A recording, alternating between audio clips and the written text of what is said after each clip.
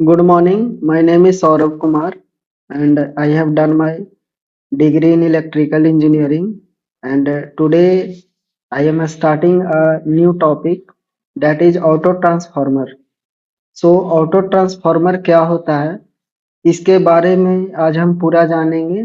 और इसके types, advantage, disadvantage, ये सब जो भी है वो पूरा अभी इसके बारे में जानने का प्रयास करते हैं कि क्या होता है। तो सबसे पहले हम ये देखेंगे कि आज का ये हमारा टॉपिक में क्या क्या पढ़ेंगे, कंटेंट्स क्या क्या है। तो ब्रीफ एक्सप्लेनेशन करेंगे अभी ट्रांसफार्मर के बारे में। ऑटो ट्रांसफार्मर जानने से पहले आपको ट्रांसफार्मर जानना होगा कि ट्रांसफार्मर क्या होता है, उसका टाइप्स क्या होता है। उसके बाद हम ये ऑटो ट्रांसफार्मर के बारे में जानेंगे कि ये ऑटो ट्रांसफार्मर क्या होता है। ये ऑटो ट्रांसफार्मर हो गया, ये कौन सा प्रिंसिपल पे वर्क करता है ये भी जानेंगे। उसके बाद इसका टाइप्स जानेंगे, एडवांटेज और डिसएडवांटेज जानेंगे। इसके बाद फिर इसका यूज जानेंगे कि यूजेज क्या है, कहाँ पे यूज करते हैं। आखिरकार ऑटो ट्रांसफार्मर का यूजेज कहाँ आया, इतना ये एक इम्पोर्टेंट डिवाइस क्यों है। तो ये सब अभी जानने का प्रयास करते हैं एक एक करके। तो सबसे पहले ट्रांसफार्मर आता है यहाँ पे। तो व्हाट इज ट्रांसफार्मर, आखिर ये ट्रांसफार्मर है क्या। तो आप यहाँ पे ये फिगर देख सकते हैं, ये फिगर है ट्रांसफार्मर का। ट्रांसफार्मर में क्या होता है एक्चुअली, ये एक स्टैटिक डिवाइस है। स्टैटिक डिवाइस मीन्स स्थिर डिवाइस है। डेट मीन्स कि आप इसे घुमा नहीं सकते हैं, इधर उधर कुछ नहीं करना है आपको। बस ये एक स्थिर डिवाइस है। इसमें अंदर बाइंडिंग किया जाता है, ये 3 फेज होता है, सिंगल फेज होता है। तो ये ट्रांसफार्मर है ये पूरा। ये स्टैटिक डिवाइस है। ये इसका काम क्या है ट्रांसफार्मर का, तो ये वोल्टेज को स्टेप अप करेगा या वोल्टेज को स्टेप डाउन करेगा। तो स्टेप अप या स्टेप डाउन यानी कि हमारा जो सप्लाई वोल्टेज है, जैसे मान लिया जाए कि आप सप्लाई कर रहे हैं 11 kV हमारे पास आ रहा है, तो उसे 415 वोल्ट में कन्वर्ट कर रहे हैं, तो वो हमारा स्टेप डाउन हो गया। लेकिन जनरेटिंग स्टेशन से जो 11 kV में जनरेट होता है, 33 kV में जनरेट होता है, तो उसे हमें ट्रांसमिट करने के लिए अकॉर्डिंग टू डिस्टेंस कितना दूरी तक जा रहे हैं, उस हिसाब से हम लोग यहाँ पे उसको वोल्टेज को स्टेप अप करते हैं और वोल्टेज को स्टेप अप करके ट्रांसमिट करते हैं। इसका एक और फायदा क्या होता है कि यदि वोल्टेज ज्यादा रहेगा और करंट कम रहेगा, तो हमारा क्रॉस सेक्शन एरिया वायर का कम जाएगा, जिससे हम पतला तार में ज्यादा पावर को ट्रांसमिट कर सकते हैं। और इसमें क्या होता है, फ्रीक्वेंसी जो है वो कांस्टेंट रहता है। फ्रीक्वेंसी क्या होता है यहाँ पे इंडिया में जनरली 50 हर्ट्ज फ्रीक्वेंसी होता है। तो ये 50 हर्ट्ज फ्रीक्वेंसी रहेगा जनरली इंडिया में। तो वहां पर अमेरिका में 60 हर्ट्ज का भी फ्रीक्वेंसी होता है। तो ट्रांसफार्मर का आप बेसिक समझ चुके होंगे कि इसका काम क्या है। तो ये वोल्टेज को बढ़ाएगा या घटाएगा, लेकिन पावर कांस्टेंट रहेगा, फ्रीक्वेंसी कांस्टेंट रहेगा। फ्रीक्वेंसी में कोई चेंजेस नहीं होता यहाँ पे, वो दोनों कांस्टेंट रहेगा। सो आप लोग उम्मीद करते हैं ट्रांसफार्मर समझ गए होंगे। कोई प्रॉब्लम होगा तो इसे इसके बारे में भी और आगे जानेंगे, कैसे कैसे ये वर्क कर रहा है। इसमें ये देख सकते हैं 3 फेज सप्लाई वाला ये ट्रांसफार्मर लगा हुआ है। और ये जो है ये कंजर्वेटर टैंक है। और ये इसका ये जो बाहर में दिख रहा है, ये कूलिंग के लिए यूज होता है। और ये मेन टैंक हो गया, ये मेन टैंक हो गया। इसके अंदर वायल और बाइंडिंग रहता है। और भी इधर से ये सब जो भी है अंदर से, ये कभी इसके बारे में भी हम आगे बताएंगे क्या होता है, कैसे इसमें वर्किंग होता है, क्या क्या प्रिंसिपल वर्किंग होता है, सारा चीज हम एक्सप्लेन करेंगे। तो अब देखते हैं यहाँ पे टाइप्स ऑफ ट्रांसफार्मर। ट्रांसफार्मर कितने तरह का होता है, तो यहाँ पे सभी का बेसिस पे अलग अलग टाइप्स का होता है। सो यहाँ पे वोल्टेज लेवल के अनुसार स्टेप अप और स्टेप डाउन, जो कि अभी हम एक्सप्लेन कर चुके हैं। कोर के टाइप में यदि कोर पे आप गए तो एयर कोर और आयरन कोर ट्रांसफार्मर होता है। एयर कोर में क्या होता है, कि दो बाइंडिंग जो रहता है, ये दो बाइंडिंग, ये डायरेक्ट, ये इनपुट हो गया, ये आउटपुट, तो ये जो होगा ये डायरेक्ट इसमें कुछ भी नहीं लगाएंगे, डायरेक्ट एयर से म्यूचुअल इंडक्शन करेगा, तो वो एयर कोर हो गया। आयरन कोर में क्या होता है कि इसमें आयरन का पीसेस लगाएंगे, कट पीस जो रहता है वो पीसेस लगा करके आयरन का यूज करते हैं इसमें, तो वो हो गया आयरन कोर ट्रांसफार्मर। अब टाइप्स ऑफ, ये बाइंडिंग के अरेंजमेंट पे भी टाइप्स होता है, तो बाइंडिंग पे क्या कौन कौन टाइप होगा, तो एक होता है टू बाइंडिंग ट्रांसफार्मर और एक होता है ऑटो ट्रांसफार्मर। तो अभी जो हम लोग पढ़ने जा रहे हैं वो ऑटो ट्रांसफार्मर पढ़ने जा रहे हैं। ऑटो ट्रांसफार्मर और एक होता है टू बाइंडिंग, जो कि यहाँ पर ये देख सकते हैं, ये है, ये ये टू बाइंडिंग ट्रांसफार्मर हो गया, ये जो ऊपर वाला दिखाएं ये टू बाइंडिंग हो गया। टाइप्स होता है ये पावर ट्रांसफार्मर, डिस्ट्रीब्यूशन ट्रांसफार्मर और मेजरमेंट ट्रांसफार्मर। तो पावर ट्रांसफार्मर क्या हो जाएगा, ये पावर ट्रांसफार्मर हाई वोल्टेज के लिए यूज होता है, जैसे कि आप जहां भी पावर ग्रिड में या फिर सोलर वाले जो भी मेन मेन जो ग्रिड रहता है 11 केवी या उससे बड़ा में, तो वो हो गया हमारा पावर ट्रांसफार्मर, जो कि हाई वोल्टेज को स्टेप अप या स्टेप डाउन कर रहा है। डिस्ट्रीब्यूशन ट्रांसफार्मर क्या हो जाएगा, जो कि 11 केवी को 11 केवी को 11 केवी को 415 में कन्वर्ट कर रहा है,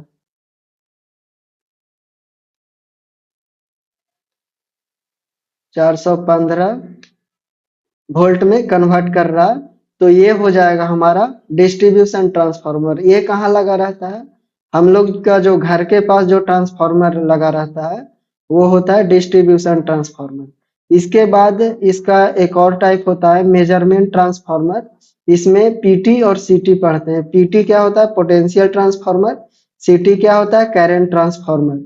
इन दोनों का भी वर्किंग है। पीटी क्या करेगा आपका कि वोल्टेज को मेजर करेगा। ये ट्रांसफार्मर है लेकिन ये एक मेजरिंग डिवाइस हो गया, मेजरमेंट ट्रांसफार्मर। तो पोटेंशियल ट्रांसफार्मर वोल्टेज को मेजर करेगा और करंट ट्रांसफार्मर करंट को मेजर करेगा। और इसमें टर्न्स रेशियो का यूज होता है, जैसे 1/3600, 1/56, ऐसे करके रेशियो में यूजेज किया जाता है, कितना वोल्टेज है कितना मेजरमेंट करना है। तो इसमें step down step up voltage करके और हम लोग इसमें मेजरमेंट करते हैं करंट और वोल्टेज को। तो इस तरीका से हमारा ये टाइप्स कंप्लीट हुआ। अब नेक्स्ट देखते हैं ऑटो ट्रांसफार्मर, जो कि आज हम लोग पढ़ने जा रहे हैं। ऑटो ट्रांसफार्मर ये है, फिगर इसका देखिए ध्यान से। ये जनरली यूज होता है कहाँ पे, हम लोग जो लैब में यूज करते हैं। लैब जैसे कि आप जहां पर लैब कीजिएगा, ओम्स ला कोई भी ला, इससे वेरिफिकेशन करिएगा तो आपको इससे वेरिएबल वोल्टेज मिलेगा। और ये सिंगल फेज ऑटो ट्रांसफार्मर यहाँ पे फिगर में दिख रहा है।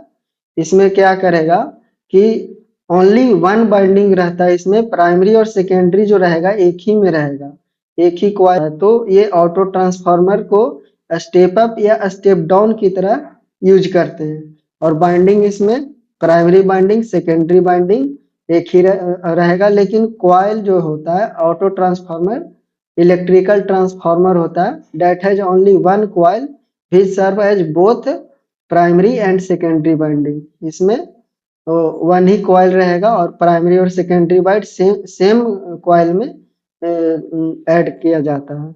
तो अब इसका नेक्स्ट देखते हैं, वो कौन सा प्रिंसिपल पे वर्क करता है। तो सेम ही प्रिंसिपल पे वर्क करता है जो ट्रांसफार्मर जो प्रिंसिपल पे वर्क करता है, mutual induction, Friday law of electromagnetic mutual induction. ये देखिए यहाँ पे क्या होगा, Friday law of electromagnetic induction, change in magnetic field जब होगा, यानी कि मैग्नेटिक फील्ड जब हम लोग यहाँ पे सप्लाई वोल्टेज ये देते हैं इस तरीका से 50 हर्ट्ज, ये फ्रीक्वेंसी होता है। तो ये जब हम 50 हर्ट्ज इसका फ्रीक्वेंसी सप्लाई दे रहे हैं, जो कि ये साइन वेव है, एसी सप्लाई देते हैं, तो यहाँ पर जैसे ये फर्स्ट वाला वेव है इतना तक, इसमें ये देखिए ध्यान से, ये इतना तक ये वेव है, और फिर ये इधर हो गया पॉजिटिव और ये हो गया नेगेटिव। तो पॉजिटिव में अलग इसका वेव फॉर्म बन रहा है, नेगेटिव में अलग। तो इसी को जब हम ट्रांसफार्मर में देते हैं सप्लाई, तो एक बार पॉजिटिव का बनता है, एक बार नेगेटिव का। तो चेंज होता है यहाँ पे, चेंज इन मैग्नेटिक फील्ड होता है। तो जब ये मैग्नेटिक फील्ड यहाँ पे चेंज करेगा, तो उसी से इलेक्ट्रोमोटिव फोर्स जनरेट होता है, और वही इलेक्ट्रोमोटिव फोर्स ये में फ्लक्स को जनरेट करता है, और एक फ्लक्स का ट्रांसमिशन होता है ट्रांसफार्मर के थ्रू। ये जो हमारा इस तरीका से ट्रांसफार्मर रहेगा।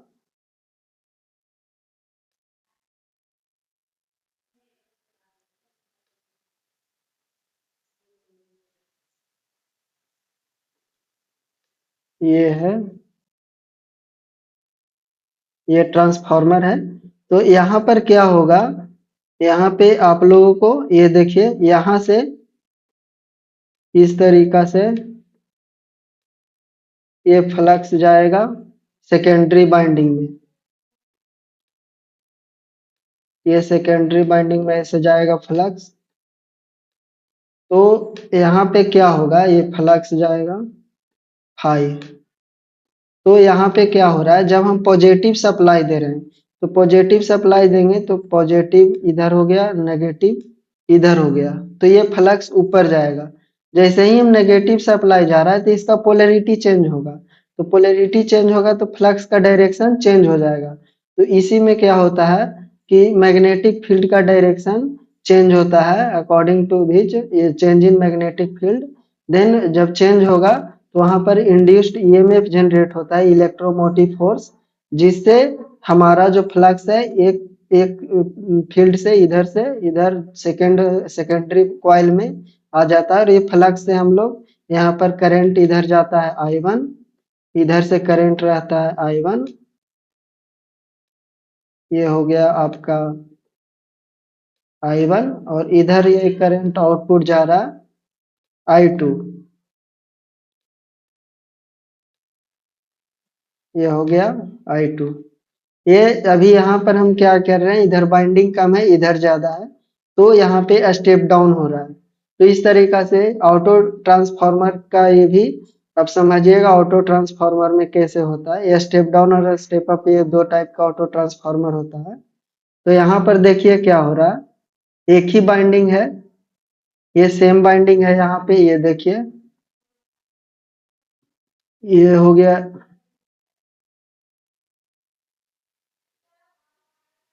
ये हो गया आपका, ये सेम बाइंडिंग हो गया, एक ही बाइंडिंग। इसमें क्या कर रहे हैं, इनपुट वोल्टेज दे रहे हैं। ये क्या है, step up auto transformer. Step up में क्या होगा कि प्राइमरी में कम बाइंडिंग रहना चाहिए, और सेकेंडरी में ज्यादा बाइंडिंग रहेगा। तो ये हो जाएगा स्टेप अप ट्रांसफार्मर। इधर से वोल्टेज गया, इधर से ये इंक्रीज करके बाहर देगा। तो ये स्टेप अप में क्या हो रहा है, यहाँ पर आप देखिए V1 जो है ये हाफ में है, इतना ही है, इतना बाइंडिंग है। V2 है जो पूरा है, यानी कि I1 और माइनस I2 यहाँ पर दिख रहा है, करंट इसमें फ्लो करेगा और उधर I2 करंट फ्लो करेगा। टोटल ये V2 हो गया। वोल्टेज यहाँ पर इंक्रीज करके मिलेगा, इधर से कम वोल्टेज आएगा, इधर इंक्रीज करके मिलेगा। ये क्या करेगा, लो वोल्टेज को हाई वोल्टेज में कन्वर्ट करेगा। और इसमें NS यानी कि सेकेंडरी बाइंडिंग जो रहेगा, वो प्राइमरी बाइंडिंग से सेकेंडरी बाइंडिंग ज्यादा रहेगा। तो यहाँ पर दिख रहा है हमारा सेकेंडरी बाइंडिंग ज्यादा है और प्राइमरी बाइंडिंग कम है। तो इस तरीका से स्टेप अप ट्रांसफार्मर का वर्किंग होता है। किस तरीका से हो रहा है आप समझ सकते हैं। अब सेकेंडरी बाइंडिंग में यहाँ पर अब देखिए, अब हम यहाँ पे दिखाने जा रहे हैं आपको step down auto transformer. Step down में क्या हो रहा है कि टोटल यहाँ पे सप्लाई दे रहे हैं। ये क्या कर रहा है, I1 और I2 यहाँ पर दो करंट लिए हैं, यहाँ से I1 एंट्री कर रहा है, I2 सेकेंडरी करंट हो गया। तो यहाँ पे सप्लाई जो वोल्टेज दे रहे हैं वो आधा करके इधर निकाल रहा है। तो ये स्टेप डाउन हो गया। स्टेप डाउन में क्या होगा, सेकेंडरी बाइंडिंग जो रहेगा वो कम रहेगा प्राइमरी बाइंडिंग से। तो सेकेंडरी बाइंडिंग यहाँ पे सॉरी सेकेंडरी बाइंडिंग ज्यादा रहेगा प्राइमरी बाइंडिंग से। तो इस तरीका से इसमें हाई वोल्टेज को लो वोल्टेज में कन्वर्ट करेंगे। तो ये हो गया और स्टेप डाउन ऑटो ट्रांसफार्मर। अब इसका एडवांटेज क्या होता है? सबसे बड़ी बात है, हम पढ़नी है इसे पूरा, ट्रांसफार्मर ऑटो ट्रांसफार्मर क्या होता है, इसका टाइप्स क्या होता है। अब इसका एडवांटेजेस क्या है? तो एडवांटेज में आप देखिए यहाँ पे ऑटो ट्रांसफार्मर है, उसमें कॉपर का जो है वो जरूरत कम पड़ता है, क्योंकि बाइंडिंग टू बाइंडिंग ट्रांसफार्मर है सिमिलर रेटिंग उसमें ज्यादा रहता है, क्योंकि उसमें दो बाइंडिंग करते हैं, अलग अलग करना पड़ता है। इसमें एक ही में रहता है तो कम कॉपर का लॉसेस होता है, यानी जरूरत कम पड़ता है। और दूसरा क्या है, इफिशियंसी इसका ज्यादा रहता है, टू बाइंडिंग ट्रांसफार्मर के अनुसार इसका इफिशियंसी ज्यादा रहता है, वोल्टेज रेगुलेशन अच्छा रहता है। और इसका साइज सबसे बड़ा मैटर करता है, इसका साइज बहुत छोटा रहता है। तो ये हो गया एडवांटेज। इसके बाद डिसएडवांटेज क्या हो गया कि बाइंडिंग जो है वो एक में रहने से दोनों बाइंडिंग शॉर्ट सर्किट का चांसेस ज्यादा रहता है, तो आइसोलेशन फेल्युअर हो सकता है, शॉर्ट सर्किट हो सकता है, रिस्क इसमें ज्यादा है, ग्राउंडिंग इशू नहीं रहे, ग्राउंडिंग इशू मतलब इसमें ग्राउंडिंग नहीं कर सकते, तो ये सब डिसएडवांटेज हो गया। एप्लीकेशन आप देख सकते हैं, इसमें ज्यादातर इंडस्ट्रियल में भी यूज करते हैं, और हम लोग जो कॉलेज में पढ़ रहे हैं तो वहाँ पे लैब में भी ये ऑटो ट्रांसफार्मर का यूज करते हैं। तो थैंक यू।